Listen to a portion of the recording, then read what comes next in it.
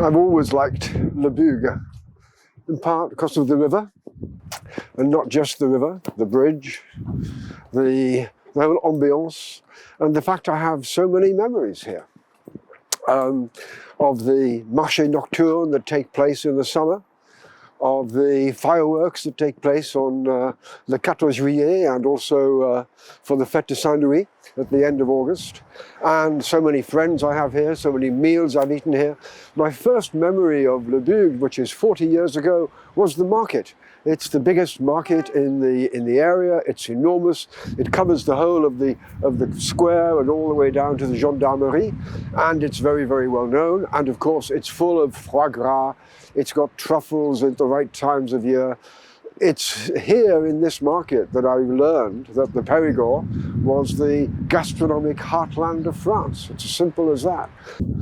Saint-Denis is 90% lebugue, but when I was writing the first novel about Bruno, I had a good friend, the Baron, we called him, and he said, Martin, if you call the town Lebugue, then every inhabitant of Lebugue will expect to be in it, expect to be a character in the novel, so you should call it something else.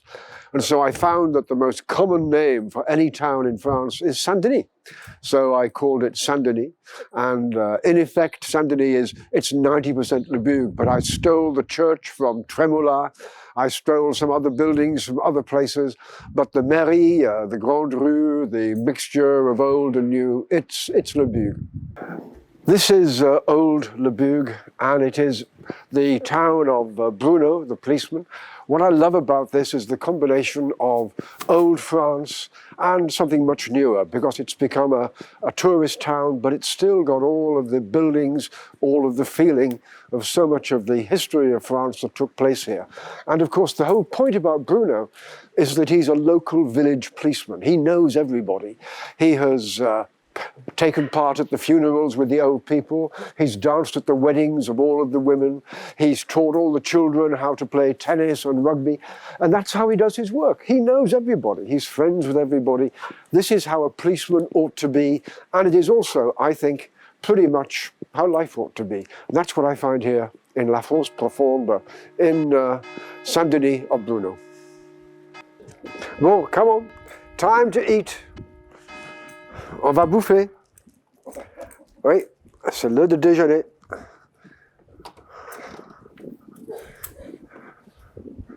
Bonjour tout le monde. Bonjour, bonjour.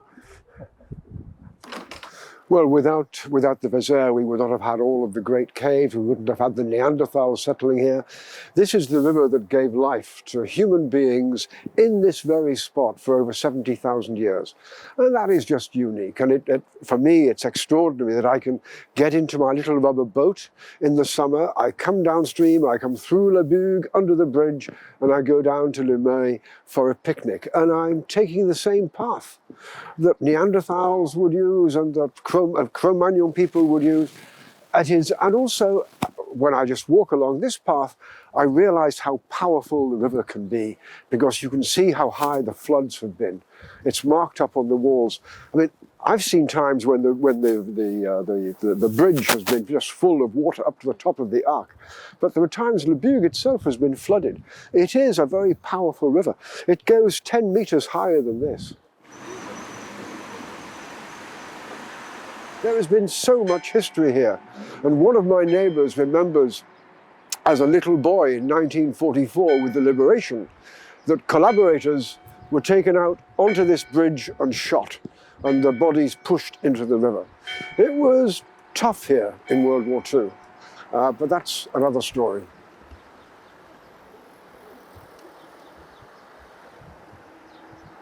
Ça va? Bruno, next to you.